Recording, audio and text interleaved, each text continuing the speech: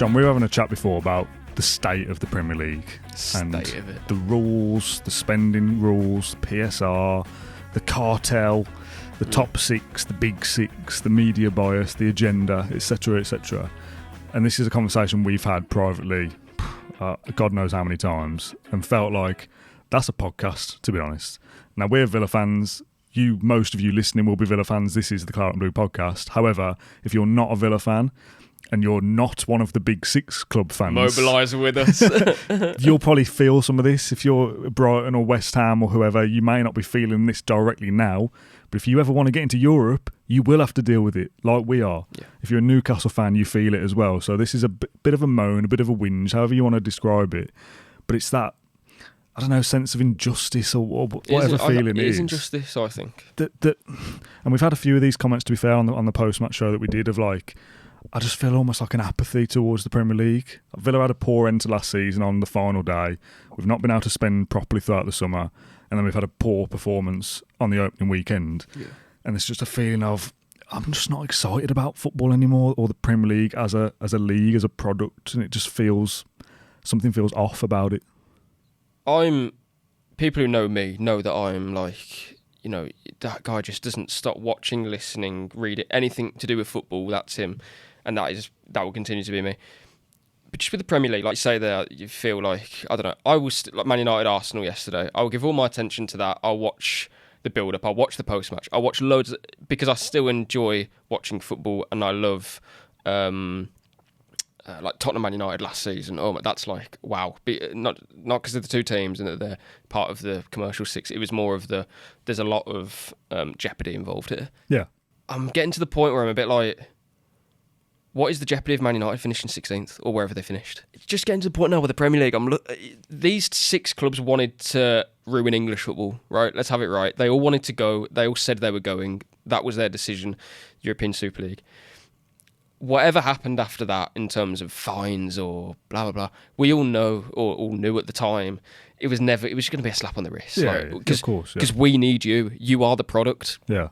And that was a few years ago, and I still felt even then, though, yeah, but you still have the stories of Leicester City trying to get into and Wolves are doing well because they just got for the Championship. Now that is us and Newcastle, but we're doing it to a point where serious backing there, and serious ambition, not just to kind of punch above your weight. We want to stay there, and I've always said this, at Villa, it's part of being a great eight rather than a big six, if that makes sense. They want to jump into that realm. You have clubs like Brighton, Bournemouth, who stay within their means, and they know what they're capable of doing as a club because they're not big. They don't have big fan bases, and they wouldn't be angry if we said that they're not a traditional Premier League club, but you earn the right to be. Yeah. And that's the point that I'm getting to here already. You earn the right to be a successful team.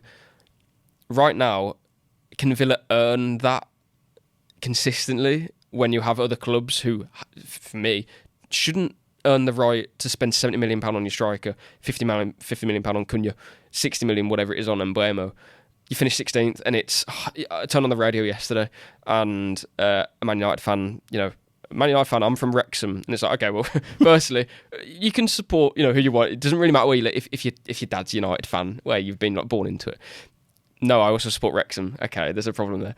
Support two clubs. But he said, long-suffering Man United fan.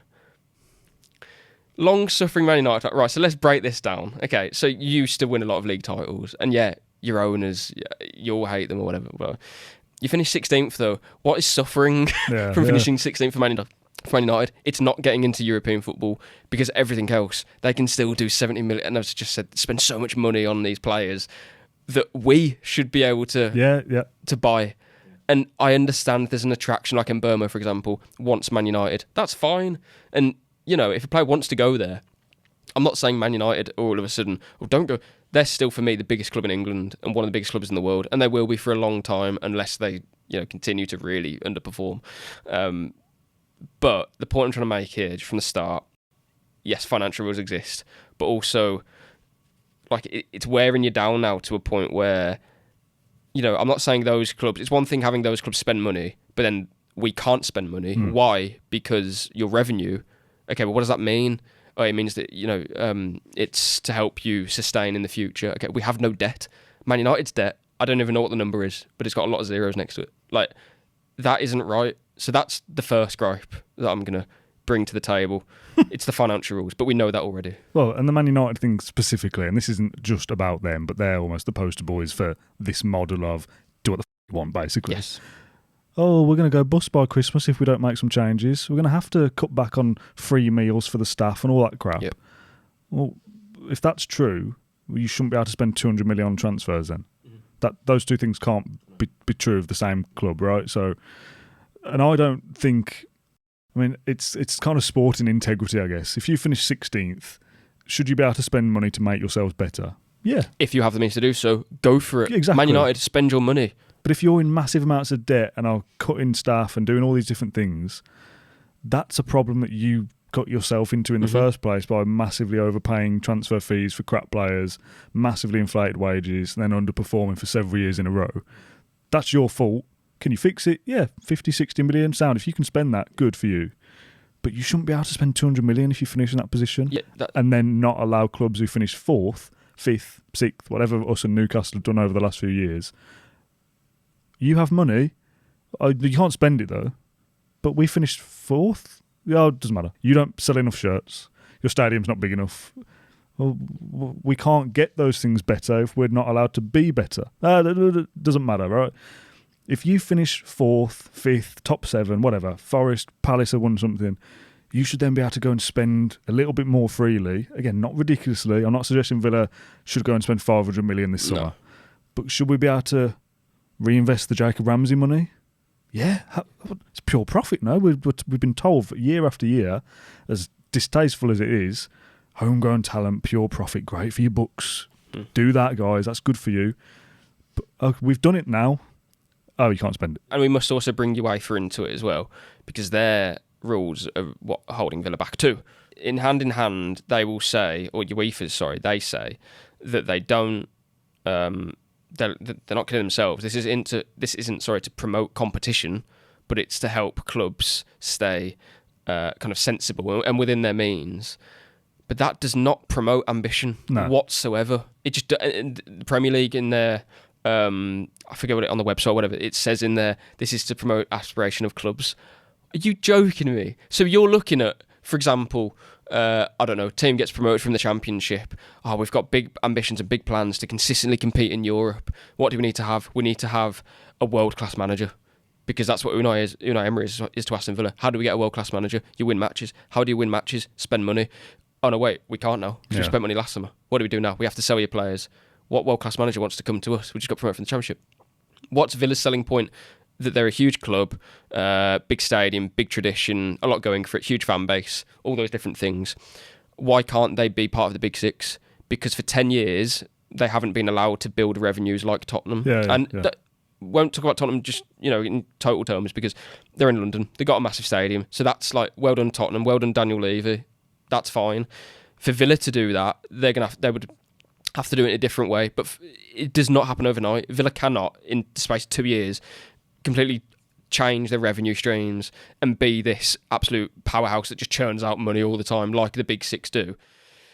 But what I would say, Man City and Chelsea, could that happen now in 2025? No. So when Abramovich comes in rolling in with all of his money to bring Chelsea, a club who at the time, of course, were smaller than Villa, smaller fan base, hadn't won as much, all of those different things. And that isn't me having a go, by the way. It's just, I'm telling the truth.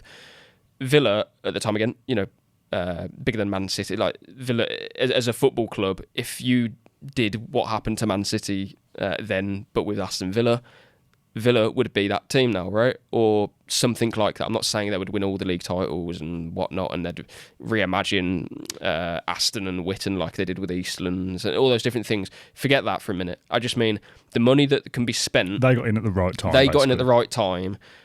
And then the door was shut. Yeah. It was all taken away from any other club that wanted to compete. Inflation has not caught up. Football inflation hasn't caught up with real-time inflation. Kieran Maguire, the financial football expert, he said last year, I think it was, that in real time, it should be around £200+ million, I think, of affordable losses, not 105 over the rolling 3 period.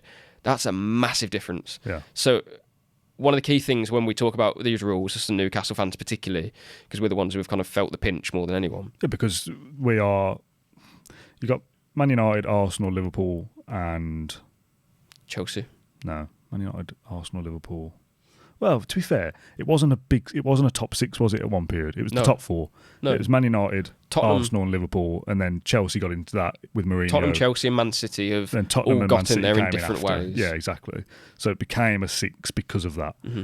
Tottenham, Man City and Chelsea in some fashion. They're Villa and Newcastle now.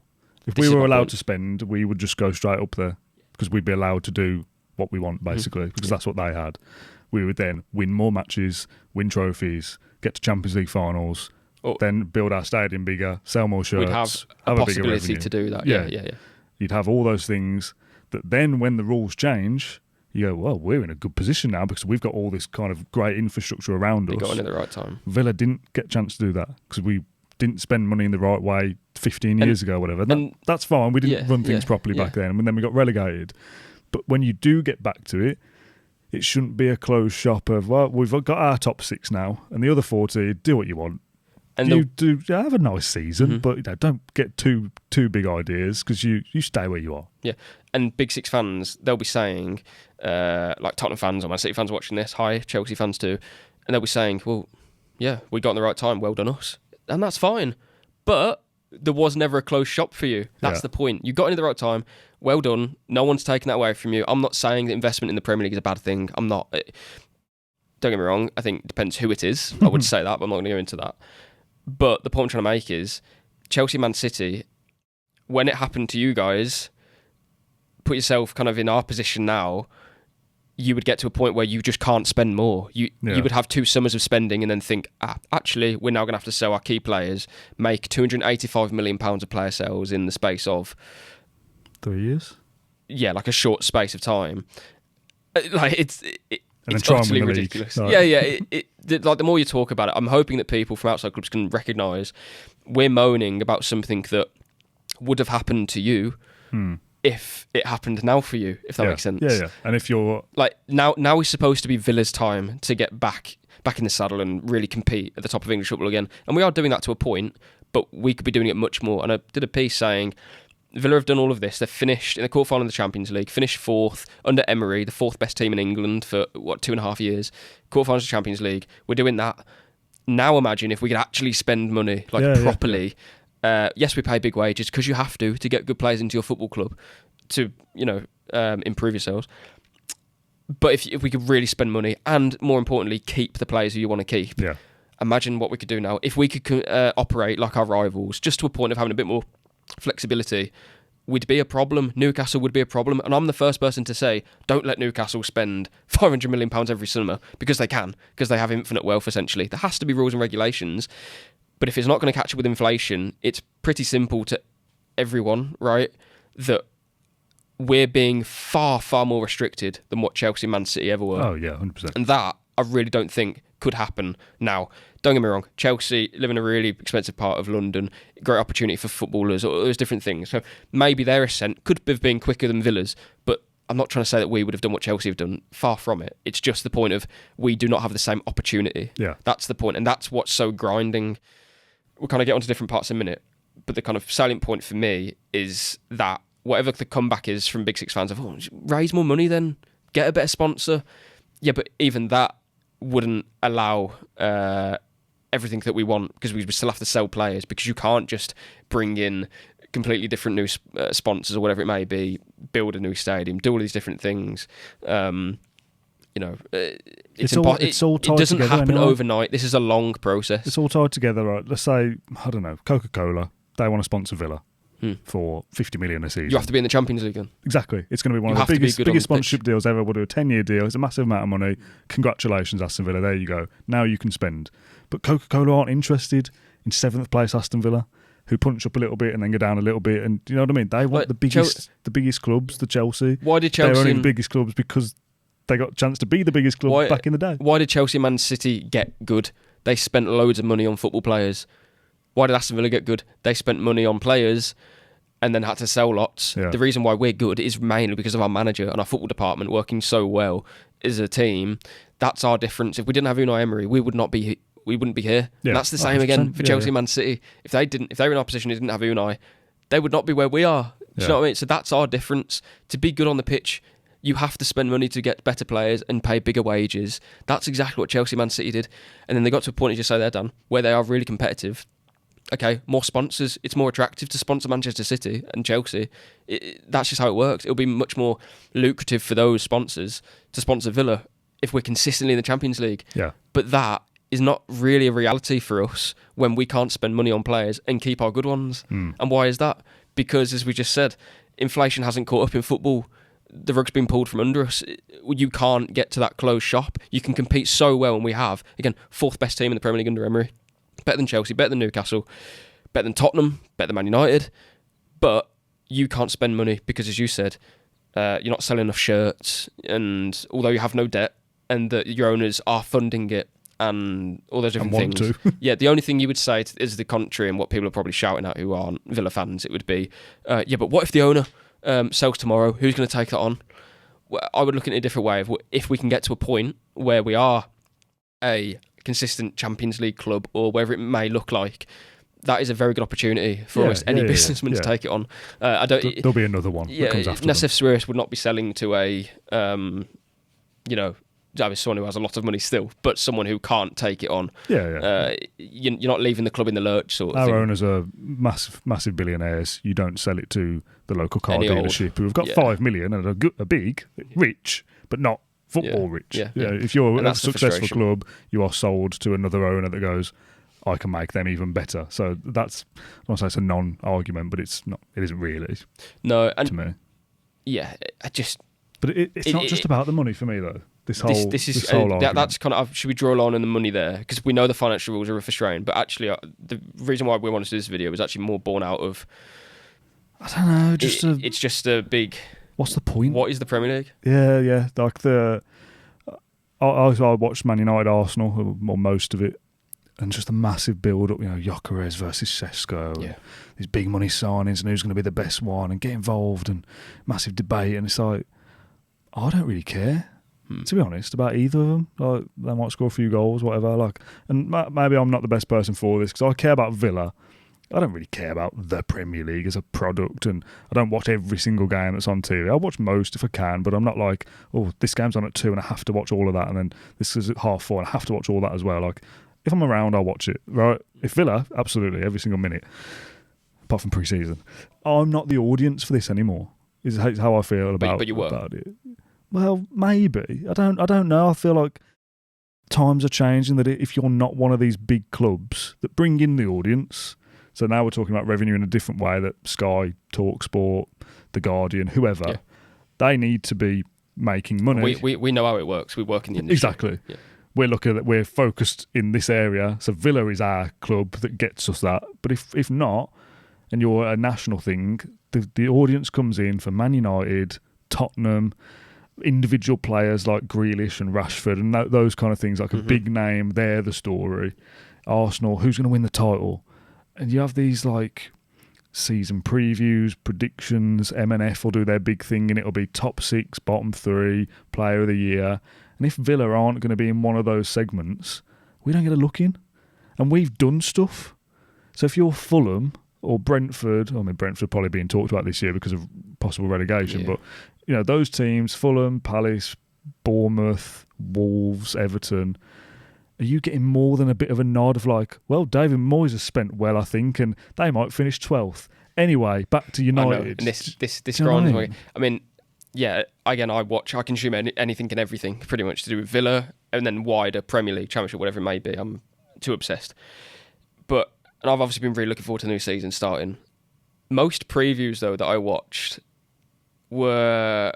Like the BBC did one, and I'm being perfectly honest, I don't like listening to former professionals.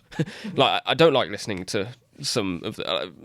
I'm not bothered, really, about what Wayne Rooney thinks about Victor Gyökeres. Yeah, exactly. I don't care. Maybe Arsenal fans do of a certain age, or that's about it. But I want to know why Fulham haven't spent money I want to know what Brighton going to do this year. I don't know, not got European football. Hurtsler, was it a good or bad season for it? That's what I care about. And I know we're kind of different audiences. You probably don't care about that. But I'm like invested in a bit of everything. I want to know what's going on at Everton. I think they're going to have a good season, but what do they think?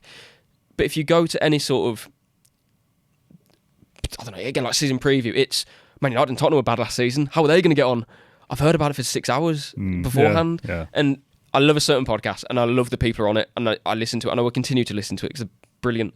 And this, I don't think, would have been their decision anyway, because to be honest, they wanted to talk about it and they couldn't. But they were doing their predictions, and it was, and I get you can't talk about every club because then it would get a bit saturated and a bit long. But I thought it was almost like a bit disrespectful to some clubs when it would be, okay, where are you going to put them? Like, quickly. And then it would be like, oh, I don't know, in this position. And it would be like, okay, that's it. I'm like, what? I wanted to hear about that team though, and their fans want to hear about the team.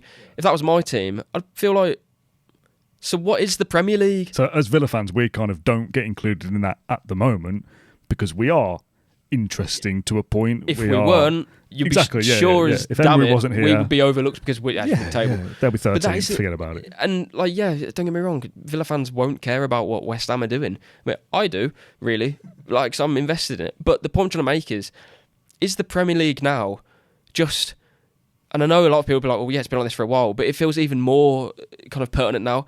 Is it just a big commercial six and the rest? Yeah. And to be honest with you, would I care if they went to European Super League? No, I think I'd actively encourage it now. But this isn't, I'm trading this in my head of, but we know the Premier League needs those clubs because it brings in the money and the eyes, which allows Villa to earn more money at the end of a season. If you take them out, the Premier League becomes, it's like a wash down, and the level of it isn't as good, and you don't get the big games between the biggest players. But the more I'm going, the more I'm leaning towards that, and I'd prefer it. Yeah. Because I'm just getting sick and tired of listening to the same like narratives, the same stuff about the same teams, about the same players. Cameron turn it around at last. Yeah, like, you've spoken about it, lads. I don't care. Let's find something else. We always say this of like, well, if you don't care, don't watch it. But true, yeah. Like, I care. I want to watch it, but it's more of, it's hard to put your finger on. Some of that is unavoidable, though. To be fair, in the kind of the general match coverage of Villa are the 2:00 kickoff at Brighton away, and Liverpool Chelsea is the 4:30. And while they're talking about our game, I'm seeing the players get off the coach for the afternoon game, stuff like that. It's don't watch it, don't like it, don't watch it. Well, look, I can't avoid it. I've tuned into Villa. I'm hearing about Chelsea. Yeah. Talk about them later. I feel like this video, I don't want it to become like a Villa fans moaning because they can't be one of them. It is partially that, but it's the injustice of why. But that's the point. You can kind of flip that argument the other way, that for the last couple of seasons, we've been that club. We've been fourth. And then when it's, Tottenham against the Big Six, it's like, well, we're the Big Six this season. We finished fourth. I saw... Do you know what I mean? Like, it's like we were that club and we still didn't get that kind of level. I saw some... I don't know, it might be the BBC. I don't want to frame it as maybe it wasn't the BBC, but it was someone anyway. There was a big media company, and they said something like, "Oh, here's how the top five was last season." And then one of the responses was, "If Tottenham or Man United finished in sixth, it would be here's how the Big Six finished last season." It's just you whether intentionally or not, and I think sometimes it is unintentional. You just get a bit overlooked, and this isn't us just saying like, "Oh, notice us," because we feel left out. That is partially it, but it's mainly because of. But do you know what I'm trying to say? I just look at the Premier League now and I just get like. I think when you've got these season previews, who's going to win the league? Liverpool, Man City, or Arsenal? One of them. And then when they do, so what? Because it's going to be. They spend the most because they're allowed to. Newcastle and Villa. I'm not saying we're going to win the league, but Newcastle and Villa, we can't dream that. You just can't. I know Leicester happened and. No one expected Liverpool to win the league last season, but they did have Van Dijk, Salah, and pay $300k a week to players. Can Villa do that? No. Well, I saw this point on... sorry, it would be like quite irresponsible for us to pay $300k a week. We don't have the revenue and we can't spend more than... I get that, but it's more of the point of we have no flexibility at all here. Like, we really don't, considering the level that we've played at. We will increase our revenue. That will happen. But we may increase our revenue to a point where we've had Emery for 7 years... And then naturally, there may be an ending there. Yeah. And then what have we got to show for what should be the golden period for Villa? It's finishing in Europe a few times and we're punched above our weight, but you could never make the real step up because those other clubs are in are in a position where you could never dream of being. Yeah. I saw this point. Through no fault of your own. I saw this point on social media, so apologies if you're listening and this was you, because I don't have it in front of me. And we're never going to know if this is true, because I don't think it's going to happen. But the argument was, if Villa win the league this year, win the Premier League, does anything change next summer? Can we all of a sudden spend loads of money? Oh, we got a bit more wiggle room because we got the prize money. We finished But sixth. not like... No, not massive amounts. Like you finish sixth, you get what? I don't know, 70 million or whatever. You win the league, you get 100. If you're going to look at it in that terms, it would basically be like you qualify for the Champions League and you've got some more prize money from the Premier League. That's how you would look at it. Yeah. Financially. Obviously, winning the league is incredible. Yeah, but does that allow us to go and spend 200 million in the summer? No. Could we defend the title the year after? Definitely not. Because we wouldn't... All the other clubs who should have won it, they absolutely spent... Can't Villa win it again? We have to do something about that. Yeah. Villa, as the reigning champions, probably have to sell somebody. Never mind bring players in to try and go again. So, from a kind of sporting merit, you do the best you can and you finish top of everybody else. And because you don't have the revenue, because that's what the rules state, you still can't go and do anything about it. Like, that's not the way it should be. There should be some kind of... And I don't have the answers, and you don't, and probably not many people listening do, but there should be some But we know there's something wrong. Layering system that if you finish further down, you can't quite spend as much. I don't know what that is, because if you do have a bad season, you're then kind of punished for it for a long time because you can't spend. But there should be some kind of level to, if you finish higher up, you do get... I don't know, even 3% more wiggle room, and that just allows you to spend another 10 million or just a little bit. I get it, yeah. But anything like this has to be forced through in the Premier League. The Big Six won't allow that because they're comfortable. They're there. They've made it. There's no turning back for them. Like, again, Daniel Levy always gets rubbish from Tottenham fans, which sends me wild. They're set now. They've got no worry about ever thinking about, PSR, UEFA biting them, and, they can spend the money, and they will. They have fresh investment. They have this, and I don't want Villa to move from Villa Park, but they have this new stadium, which brings in so much revenue. They are a global brand, and they fight him because they don't spend £30 million on a left back, and when they did, it was Reguilon. Like, you're set now. Like, you can go. They had no real right to be part of that anyway. And some people will look at that and be like, well, yeah, and Villa don't either. But you don't even give us the chance to. That's the point. So you've got to come from somewhere with this. Again, the main argument here from people will be, yeah, but Villa had 90% wage to turnover. Well, firstly, that's been dramatically reduced now, and we still have a pretty strong team. All we need to do is add to it here and there, and we'd be happy. Yeah. All we want to do is sign, I don't know, a centre-back and maybe another winger and spend about 50 million. But we can't do that. Yeah. Even though we just sold £40 million of homegrown talent. The financial rules are one thing, but I just feel like it's got to a point where it's almost like a byproduct where Newcastle and Villa fans, especially, are starting to look at this and thinking like, you're fed up with it, aren't you? Yeah. That's it. You're just fed up with it. And if we're feeling like that, Brighton fans will feel eventually down the road. I mean, we're an established Premier League team now. We want to kick on, but we can't. It'll be the same for, let's say, like Birmingham. Villa fans won't want to listen to this, but I'm just giving an example.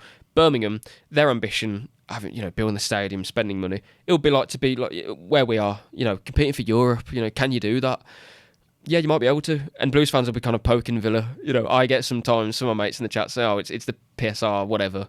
But you'll be feeling the same frustration if you don't make the revenue that you need to make. It's everybody. It's everybody will feel it. And this is my point. So Bournemouth fans are just happy to be in the Premier League.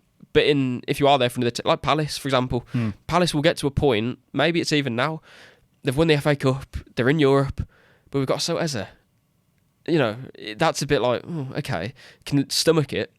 But when you get to a point in the next few years and they're still kind of competing with Glasner and maybe they're trying to make the next step, well, you can't, unfortunately, because of those clubs. And Europe as well is almost like another kind Europe's of added layer. Because there's two sets of rules. So the whole thing needs reforming and sorry, go on. I was going to say, getting into Europe is a positive thing. It's a successful thing we all look forward to as a fan base, yeah.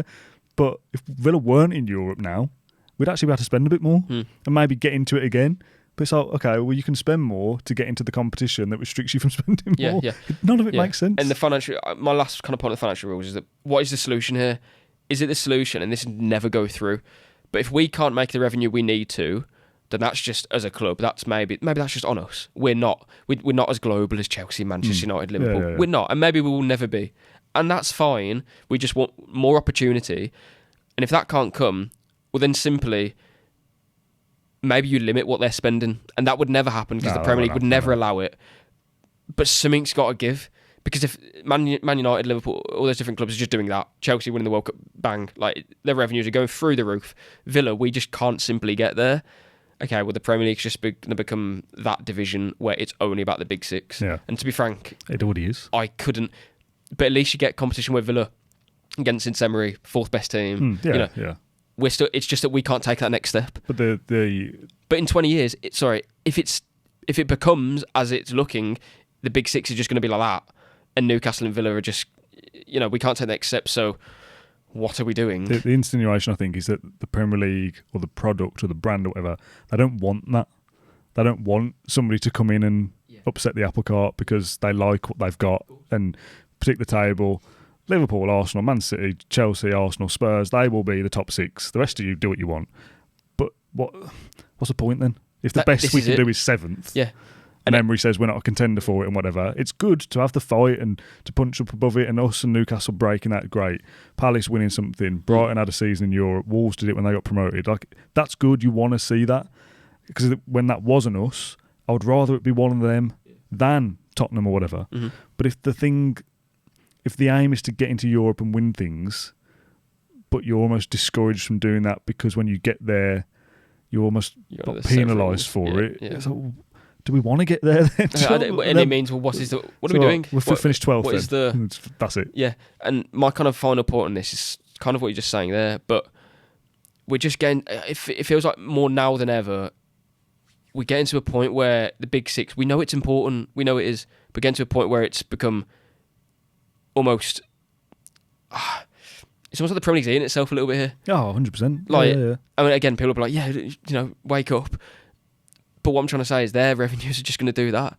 If ours aren't doing even more steeper, then we're never going to catch it. So in 10 years, what does the Premier League look like? To me, it would just look like a brand of big commercial six clubs. And even then, what is Tottenham going to become? Is that really Tottenham?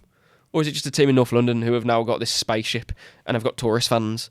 What is this? It's completely sanitised then, to the point where... Is this English football? Like, what is the point in coming from the Championship all the way to the Premier League and you get to play the big six? But you'll get to a point where you get sick of it.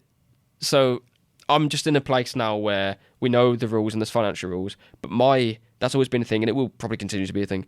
But my feelings now, apathy is probably the best word. I just feel like, what is the Premier League? It's not Barcelona, it's not Real Madrid dominating, it's not Bayern Munich dominating. But it is six clubs who have got a clear advantage, and no one else can have that. It's just I do wonder about, takes the energy out of you. I mean, I've had a season ticket now for I think it's 20 years next season if I renew, which I'm sure I will. And I go with my dad. I love going. I'm a big Villa fans. Obviously, I shouldn't need to clarify this, but been going a long time. People have been going a lot longer, and this is what we do. It's not going to change. But I do wonder if I wasn't doing this job for the last 5 or 6 years. Should be as invested. Am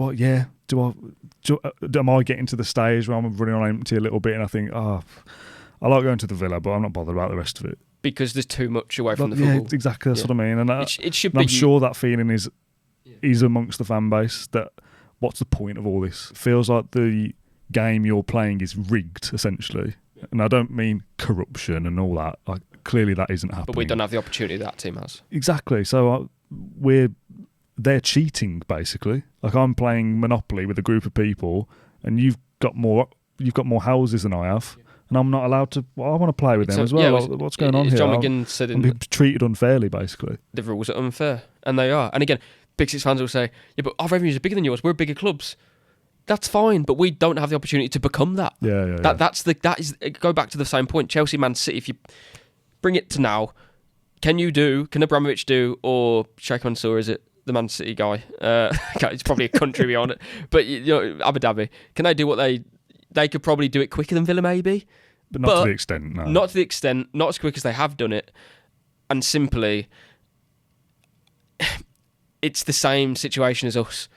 We don't have the same opportunity as those clubs. And this is our... I don't say golden period because it's not. We're a massive club with huge tradition and we've won lots of things in the past. But this should be our modern golden times. Yeah. But what will it be defined by? Hopefully trophies, but at the end of it, there's also a likely chance that we look back and think, well, what could have been? What if we could spend like our rivals? What if we could have that same opportunity? But there's still something about it that isn't just about the money for me. And I know that this conversation has largely been about the financial side of things. But it feels like everything is a result of that, though, right? Yeah, I think so. But there's still just I think some of the frustrations we touched on about, like, you know, these season previews and M&F tonight will be, I don't even know what the game is, Leeds-Everton. Leeds-Everton. But most of the chat will be about, what was Wirtz up to on his debut? And I don't really care, mate. You covered that on Friday Night Football. I don't need to do it on Monday.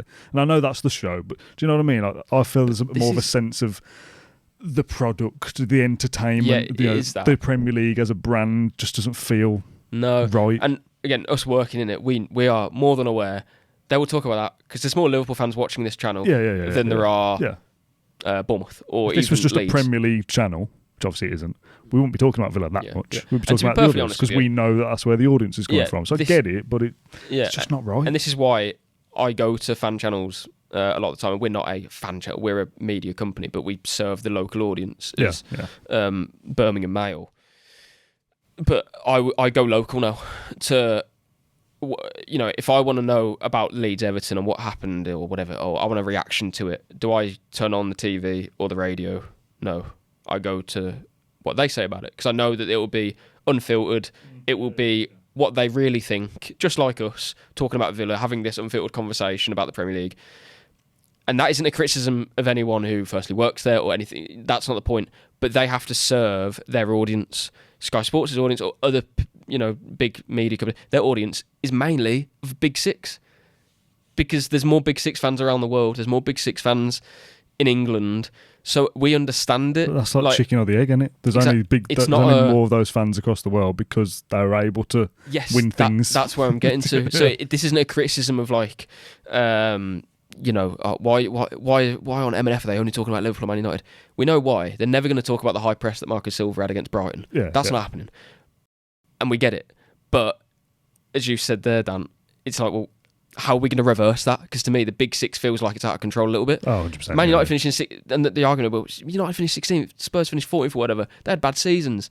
Yeah, it lasts for a season. Yeah. They then, United may finish mid-table, but they can still have the opportunity to spend loads of money, do what they want. It's up to the people in the boardroom. You know, you're signing the right players. That's on them. But you're allowed to spend that gold mine of money. Imagine if we had £200 million spend this summer and Unai Emery could buy the players he wants. Wow. Like, that's just top 4 contenders, absolutely. Yeah. But for us, it's like, well, can we finish in Europe again? That's still great, but we know we could do so much more, but we don't have the opportunity to do so. So, as a kind of wrapping up there, the Big Six have had that opportunity. Some of them have earned it, absolutely. Liverpool, Man United, massive clubs, big histories. Chelsea, Man City, different, still sizable fan bases, all those different things. Have had moments in the past, but had a chance to become what they are now then. Could they do it now? Possibly, but it would take them a long time. Just like it would for Villa. And that's why we're having this conversation now. And the thing that has been created, the Premier League Commercial Six, firstly, is anyone going to break into that? It doesn't even look like that is possible, or not for a long time. But secondly, I just think it's got a bit out of hand now, where even I, as someone who watches loads of football, consumes, and I can still do so, I'm not entertained by what the Big Six offers me. And I think a lot of football fans will also feel the same. It serves absolutely fine to your Tottenham fans, Man United fans, Chelsea fans. That's fine and that's great. But for the rest of us, I've become a bit numb. We'll wrap up this podcast video episode here. Get involved in the comments. It's as much an open floor for anybody listening, whether if you're even in fact those of you who aren't Villa fans, if you got all the way to the end, I want to hear from you as well. Like, we're in the echo chamber of Villa to an extent, of course. This is a Villa podcast, but this affects most of the other clubs in the Premier League as well. So even if you're a Big Six fan and you've listened to this and you think it's reasonable or unreasonable, let us know in the comments. Thank you for watching or listening. We'll be back later in the week with kind of a new show almost. You, me and Matt Kendrick are going to do an episode hopefully every week, half an hour, where we tackle one subject, a bit like today. So we'll see how that goes as well. So come back on the Claret and Blue podcast later in the week for more videos and podcasts, and we'll see you then.